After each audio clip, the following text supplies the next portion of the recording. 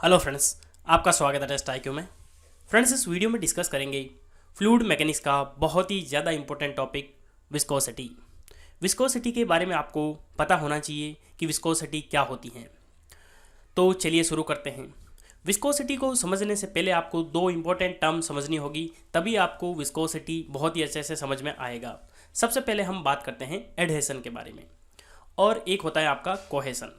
Adhesion क्या होता है? Attraction between different type of molecule, यानी कि यहाँ पे बात की गई है डिफरेंट टाइप ऑफ मॉलिक्यूल। फिर हम बात करते हैं कोहेशन के बारे में। कोहेशन क्या होता है? Attraction between same type of molecule. अब ये दोनों टर्म को मैं थोड़ा सा अच्छे से आपको समझा देता हूँ। जैसे मैं बात करूँ, यहाँ पे कोई आपकी ग्लास की सरफेस है। क्या है? ग्लास की सरफेस।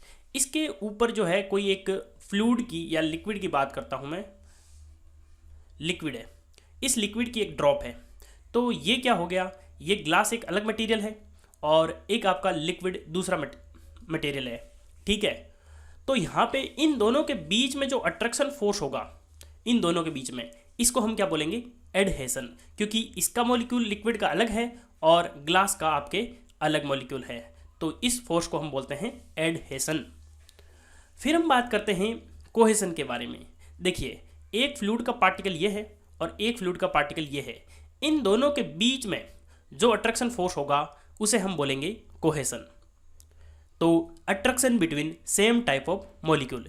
अब ये किसकी वजह से होता है? जैसे मान लो ये आपका फ्लूइड है, ठीक है, तो ये फ्लूइड है और ये भी फ्लूइड है, सेम टाइप ऑफ। जैसे मैं बात करूँ एग्जाम्पल के तौर पे वाटर के बारे में, तो यदि ये वाटर है तो ये वाटर की प्रॉपर्टी होती है कि वाटर और वाटर के मॉलिक्यूल के बीच में सेम टाइप ऑफ फोर्स होता है, जिसकी वजह से कोहेशन जनरेट होता है। यानी कि कोहेशन हो गया आपका attraction between same type of molecule. ये दोनों चीज़ आपको समझ में आ गई। तो अब हम बात करते हैं विस्कोसिटी क्या होती है।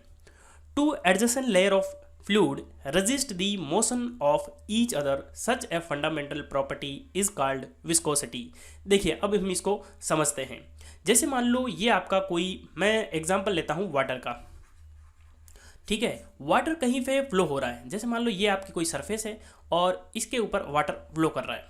ठीक है, ये आपके वाटर की डिफरेंट टाइप ऑफ लेयर है।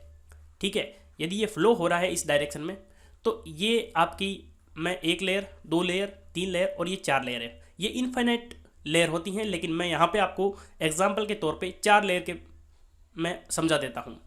तो ये जो लेयर है, ये लेयर फ्लो होगी और ये भी लेयर फ्लो होगी। तो इन दोनों के बीच में जो अट्रैक्शन फोर्स होगा वो किसकी वजह से होगा? क्योंकि दोनों लेयर वाटर की है, दोनों लेयर वाटर की हैं, तो यहाँ पे सेम मॉलिक्यूल के बीच में अट्रैक्शन फोर्स होगा। और इसी अट्रैक्शन फोर्स की वजह से एक लेयर जो है वो दूसरी लेयर को रजिस्ट करेगी।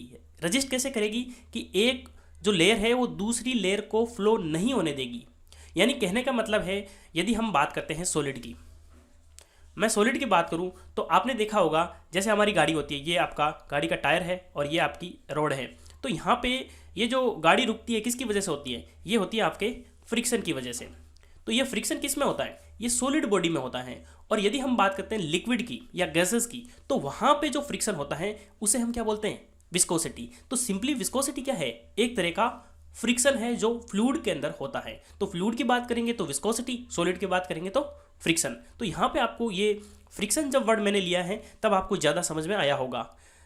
अब हम आगे बात करते हैं, it is the measure of internal resistance of fluid flow. तो यहाँ पे बात की गई है इंटरनल रेजिस्टेंस। इंटरनल रेजिस्टेंस क्यों है? क्योंकि ये जो फ्लूइड है, इसी फ्लूइड के अंदर ही मॉलिक्यूल के बीच में अट्रैक्शन फोर्स की वजह से ये रेजिस्टेंस लगता है, इसलिए ये आपका क्या है? Internal resistance. ये टर्म जो है बहुत ही ज़्यादा इंपॉर्टेंट है। Basic cause of viscosity is cohesion. तो अभी मैंने आपको बताया था कोहेशन क्या होता है। सेम टाइप ऑफ मॉलिक्यूल के बीच में जो अट्रैक्शन फोर्स होता है उसे हम बोलते हैं कोहेशन।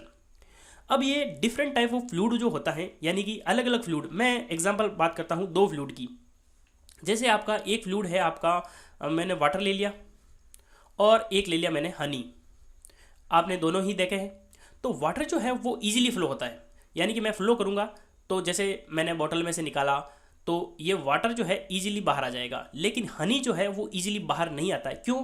क्योंकि हनी के जो मॉलिक्यूल होते हैं उनके बीच में, ये हनी की प्रॉपर्टी होती है इनके बीच में जो मॉलिक्यूल होते हैं, मॉलिक्यूल के बीच में अट्रैक्शन फोर्स ज़्यादा होता है, यानी कोहेसन फोर्स ज़्यादा होता है, जिसकी वजह से हनी की विस्कोसिटी ज़्यादा होती है और वाटर की कम होती हैं। जैसे डिफरेंट टाइप ऑफ फ्लूइड मैं बात करूँ लिक्विड की, जैसे कैरोसिन हो गया, आपका पेट्रोल डीजल ये हो गया, इन सब की जो विस्कोसिटी है वो अलग अलग होती है। क्यों अलग अलग होती है? क्योंकि इन सभी के जो सेम मॉलिक्यूल होते हैं उनमें अट्रैक्शन फोर्स डिफरेंट डिफरेंट होता है। तो यहाँ पे आपको विस्कोसिटी समझ में आई होगी कि विस्कोसिटी सिंपली क्या है, इंटरनल रेजिस्टेंस है, जो किसकी वजह से होता है, कोहेसन की वजह से, और कोहेसन आपको समझ में आ गया है। अब हम बात करते हैं आगे, cohesion in liquid is very high in comparison to cohesion in gas molecule. ये बहुत ही ज़्यादा इंपॉर्टेंट टर्म है, एग्जाम में यहाँ से क्वेश्चन पूछा जाता है कि कोहेसन फोर्स किस में ज़्यादा होता है। तो जहाँ पे कोहेसन ज़्यादा होगा उसकी विस्कोसिटी ज़्यादा होगी। इसका मतलब फ्लूइड के अंदर हम बात करें लिक्विड की, तो लिक्विड के अंदर विस्कोसिटी ज़्यादा होती है और गैसेज में कम होती हैं।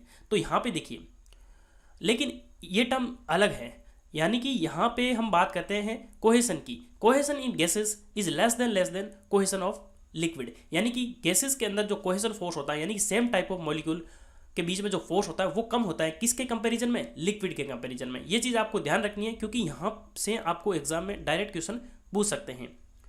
अब हम बात करते हैं basic cause of viscosity in liquid. तो लिक्विड के अंदर जो विस्कोसिटी होती है वो किसकी वजह से होती है? तो लिक्विड के अंदर जो है वो कोहेसन फोर्स की वजह से होती है। मेनली जो है रीजन कोहेसन की वजह से। कई बार आपको एग्जाम में ये भी दिया रहता है कि लिक्विड के अंदर विस्कोसिटी किसकी वजह से होती है, तो यहाँ पे ऑप्शन दे रखा होता है सरफेस टेंशन। सरफेस टेंशन, ये सरफेस टेंशन जो है ये डिफरेंट प्रॉपर्टी है, लेकिन ये सरफेस टेंशन होता किसकी वजह से? कोहेसन की वजह से, यानी कि मेन रीजन क्या है? कोहेसन। अब हम बात करते हैं गैसेस की। गैसेस में विस्कोसिटी का मेन रीजन क्या है? Randomness and molecular collision. अब ये चीज़ आपको मैं थोड़ा सा समझा देता हूँ। अभी हमने बात की थी वाटर की, यानी कि वाटर क्या है? आपका एक लिक्विड है, तो वाटर के अंदर कोहेसन फोर्स की वजह से विस्कोसिटी होती है। लेकिन मैं यदि बात करूँ गैसेस की, जैसे मान लो मैंने आपको ये कंटेनर ले लिया, अब ये जो गैसेज है, ये कंटेनर आपका क्लोज है, तभी इसके अंदर गैस रहेगी। तो यदि इसके अंदर कोई गैस है तो ये इसके अंदर डिफरेंट टाइप के मॉलिक्यूल होंगे गैस के, तो ये गैस के मॉलिक्यूल हैं। अब यहाँ पे जो ये गैसेस के मॉलिक्यूल होते हैं इनके अंदर क्या होता है? मोशन होता है, कंटिन्यूसली मोशन होता है। क्योंकि लिक्विड जो है, यदि इस मान लो इसके अंदर मैंने लिक्विड भर दिया, तो लिक्विड के अंदर जो मोशन होगा वो बहुत ही कम होगा। सॉलिड में सबसे कम होता है, लिक्विड में थोड़ा सा ज़्यादा होता है, और गैसेस के अंदर सबसे ज़्यादा होता है। ये चीज़ आपको पता है। तो ये मोशन होगा ना, तो इस मोशन की वजह से इनके बीच में आपस में कोलिजन होगा, और ये कोलिजन की वजह से ये विस्कोसिटी जनरेट होगी। यानी कि कोलिजन होगा तब फ्रिक्शन इनके बीच में इंक्रीज होगा।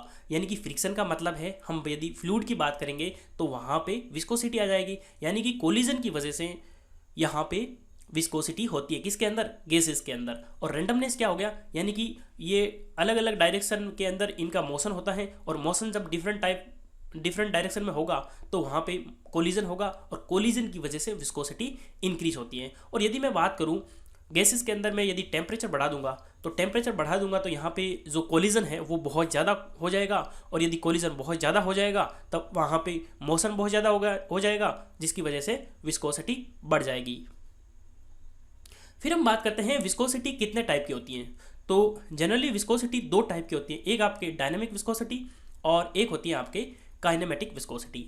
डायनामिक विस्कोसिटी और काइनेमेटिक विस्कोसिटी को डिटेल में समझने के लिए मैं नेक्स्ट वीडियो जो है न्यूटन्स लॉ ऑफ विस्कोसिटी क्या होता है वो यदि मैं आपको समझाऊंगा, उसके बाद में आपको पता चलेगा कि डायनामिक विस्कोसिटी क्या होती है और काइनेमेटिक विस्कोसिटी क्या होती है। तो नेक्स्ट वीडियो में हम डिस्कस करेंगे न्यूटन्स लॉ ऑफ विस्कोसिटी, और उसी में हम डिस्कस करेंगे कि डायनामिक विस्कोसिटी क्या होती है और काइनेमेटिक विस्कोसिटी क्या होती है। जब मैं वीडियो बना दूंगा तो इसी वीडियो के डिस्क्रिप्शन में लिंक दे दूंगा, वहाँ से आप देख सकते हैं।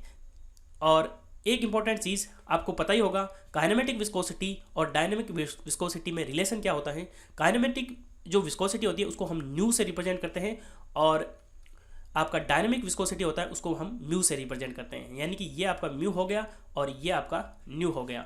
तो mu is equals to mu upon rho, यानी कि dynamic viscosity to the density of fluid, ये रिलेशन होता है। तो फ्रेंड्स, ये था छोटा सा वीडियो। आपको वीडियो कैसा लगा कमेंट बॉक्स में ज़रूर बताना, और नेक्स्ट वीडियो किस पे आना चाहिए ये भी आपको कमेंट करके बताना है। और यदि आपको वीडियो पसंद आता है तो वीडियो को लाइक करें और अपने दोस्तों के साथ शेयर जरूर करें। तो वीडियो को कंप्लीट देखने के लिए धन्यवाद। मिलते हैं अगले वीडियो में, तब तक के लिए जय हिंद जय भारत।